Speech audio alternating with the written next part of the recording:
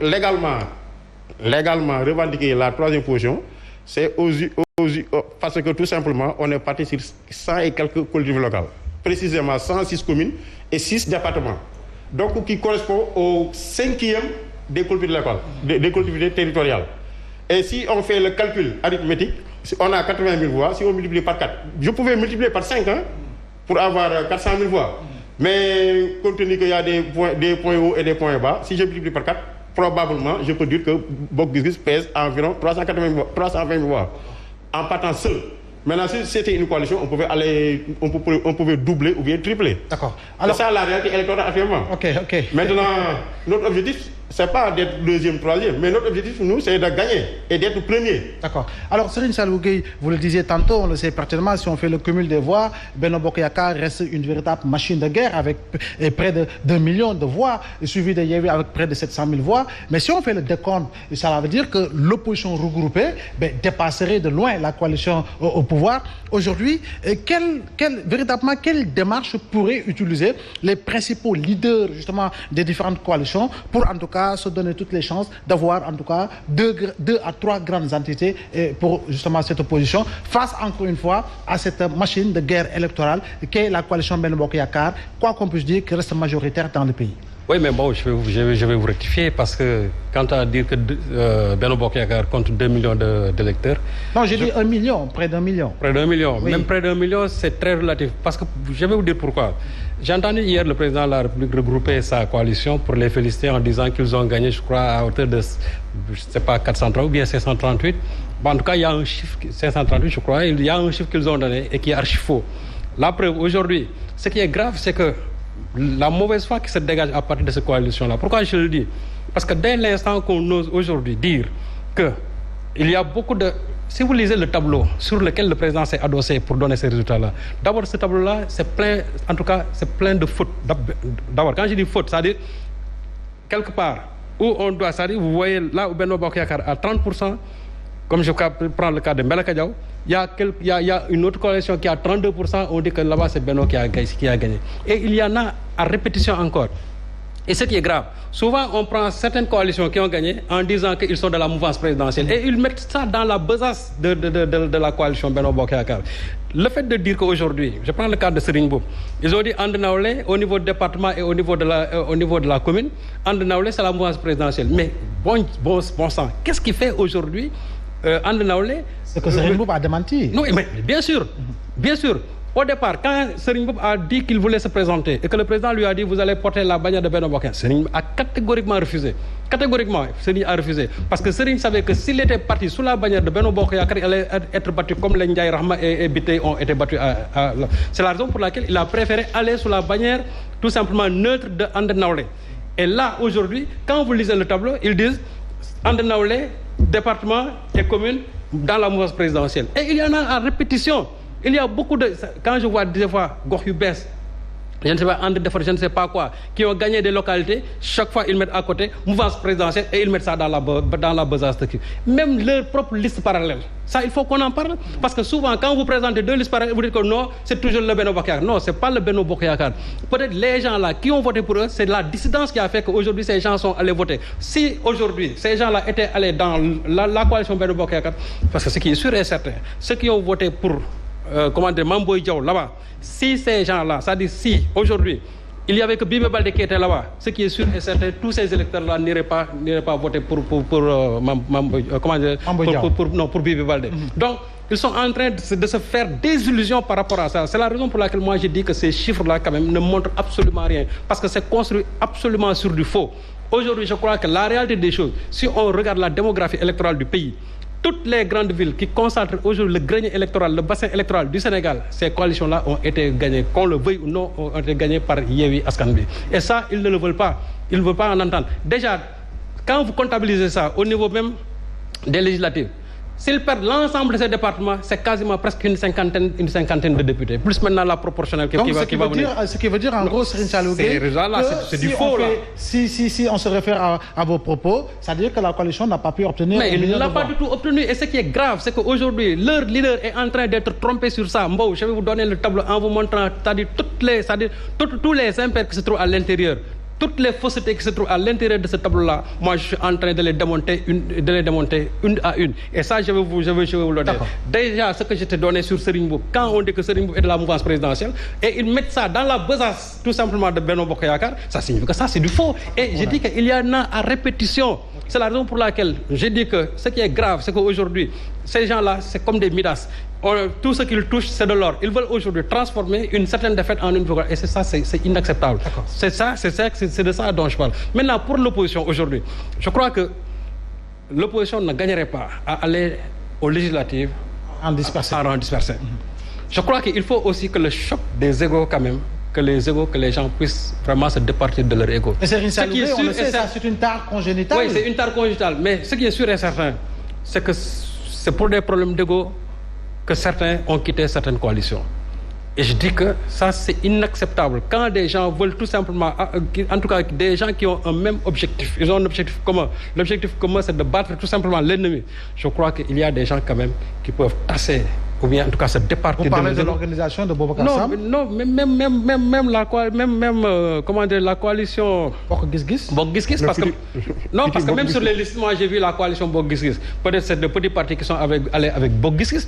Mais c'est pas une coalition, hein. Ouais, je rectifie, c'est pas une coalition. Mais sur les listes, on a mis la coalition sous le nom du parti. Convergence démocratique Bokk Gis Gis. Mais je dis ce que j'ai vu sur les tableaux. On a mis la coalition Bokk Gis Gis. Ah bon? Et ça, je vous montrerai ça après. On a mis la coalition Bokk Gis Gis. Donc, même étant donné que, même si c'est le parti Bokk Gis Gis, aujourd'hui, ce que je n'ai pas compris, c'est qu'à la dernière minute, qu'il y ait une dissidence entre Bokk Gis Gis et le PDS. Alors qu'ils sont de la même famille libérale. De ce point de vue, oui. Ça, c'est un problème. Et j'ai dit à monsieur Bass que si aujourd'hui vous avez des ambitions pour ce pays-là, je crois que l'intérêt, c'est de vous regrouper dans des coalitions. Alors, parce que vous ne pouvez pas dire que même si nous avons 2 députés, 3 députés, votre ambition doit dépasser cela. Parce que l'ambition, ce n'est pas d'avoir 2 ou 3 députés. Le problème, c'est en commun, qu'est-ce que vous avez pour faire face à ce pouvoir? Parce que je pense jusqu'à aujourd'hui que Bokk Gis Gis, quand même, n'a pas une proximité avec Macky Sall. C'est ce que je pense. Je pense que vous êtes toujours dans l'opposition. Si vous êtes dans l'opposition, il va falloir vous ranger dans l'opposition. Maintenant, si vous n'êtes pas dans l'opposition aussi, il faut que les choses se clarifient. Parce qu'aujourd'hui, il y en a des partis qui disent que ce sont des partis d'opposition qui en réalité sont en train de tracter avec le pouvoir, et ça, les gens aussi sont au courant. D'accord. Alors, Serigne Saliou Gueye a bel et bien sorti ses griffes, mais on le sait pertinemment. Monsieur Bass voulait réagir, et par rapport justement à ce sous-entendu, si je puis m'exprimer ainsi, de Serigne Saliou Gueye concernant la convergence démocratique Bokk Gis Gis. Monsieur Bass. Bon, en tout cas, nous ne sommes pas une coalition. Pour le moment, lors des dernières locales, nous étions partis seuls. Maintenant, nous comptons mettre en place une coalition pour les législatives. Maintenant, l'idéal serait que toute l'opposition parte ensemble. C'est ça l'idéal. Et vraiment, nous travaillons sur ça aussi. Nous attendons des propositions des autres segments de l'opposition.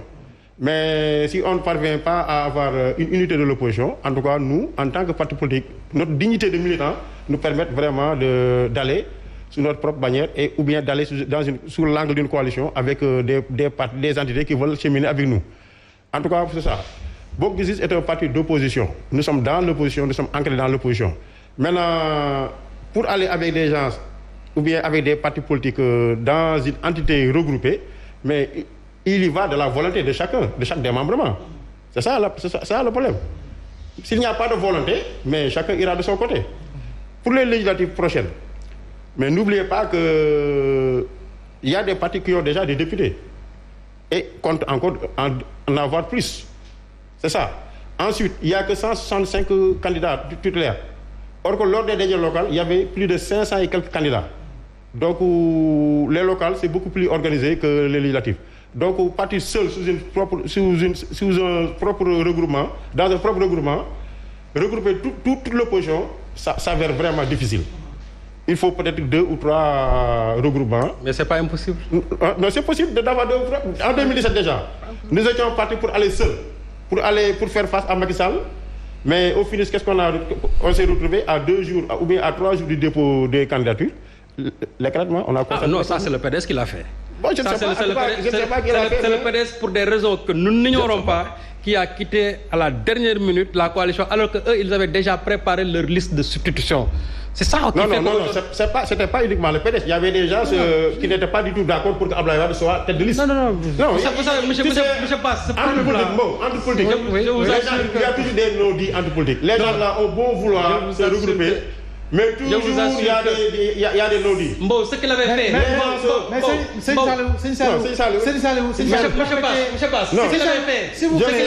Monsieur Samb, vous n'êtes pas politique. Où est-ce qu'ils sont aujourd'hui? Nous sommes dans la landeur de politique. Ce qu'il avait fait. S'il vous plaît, on organise le débat. Monsieur Bass, alors, nous sommes dans la landeur, mais en réalité, ce sont les mêmes pièces qui se superposent, qui peuvent aller ensemble. Ok, d'accord. Mais bon, on est des milliers de pièces, une multitude de pièces. C'est ça, les pièces qui se superposent peuvent aller ensemble. Très bien. Et ça, c'est le réel politique. Alors, s'il ne reste pas sage, je fais appel au colonel Damiba. Alors, je reviens à vous, monsieur Boubacar Samb. On le sait, il y a cet art congénital aujourd'hui qui est devenu une plaie béante au niveau justement de l'opposition sénégalaise de manière générale. Alors, est-ce que vous pensez que nous sommes véritablement dans les conditions pour une bonne organisation des élections législatives à la date fixée par le président Macky Sall, nonobstant le fait que vous-même et les autres regroupements pensez travailler, en tout cas pour consolider les organisations autour de l'opposition pour pouvoir vous donner toutes les chances et par rapport à ces joutes électorales? Bon, là, je vais rejoindre Seigne Saliou sur un point, que l'unicité de l'opposition ferait une très bonne chose. Gëm Sa Bopp est dans l'opposition et restera dans l'opposition. Nous ne sommes pas en connivence avec le pouvoir. Parce que notre objectif principal, c'est de faire partie du président Macky Sall en 2024. Alors, pour nous, les élections locales ont été organisées de manière vraiment qui reste à désirer. Parce que, prenons le cas de Pikine Ouest. Dans l'école Cheikh Anta, centre de vote, alors, il n'y avait pas mes bulletins jusqu'à 11h. Il n'y avait pas mes bulletins jusqu'à 11h. Donc, j'ai essayé de joindre le préfet, mais en vain. Mais donc, c'est des impairs, les gens du pouvoir. Sam, je vous dis, est-ce que ce sont des impairs à rectifier pour qu'on ait en tout cas une meilleure organisation par rapport justement aux législatives? Parfaitement. Il y a beaucoup d'irrégularités lors de ces élections. Beaucoup de choses qui se sont passées lors de ces élections. Je vous dis qu'il y a un grand responsable à Pikine. Qu'est-ce qu'il faisait? Il appelait les gens chez lui pour leur donner de l'argent, 25 000 francs. Demande nga voter Benno Bokk Yakaar et tu reviens. Et tu amènes les autres bulletins. Et tu amènes les autres bulletins. Mon mandataire dans ce centre a failli se battre avec lui-même, ce responsable-là. Il lui a interdit d'accéder dans la salle.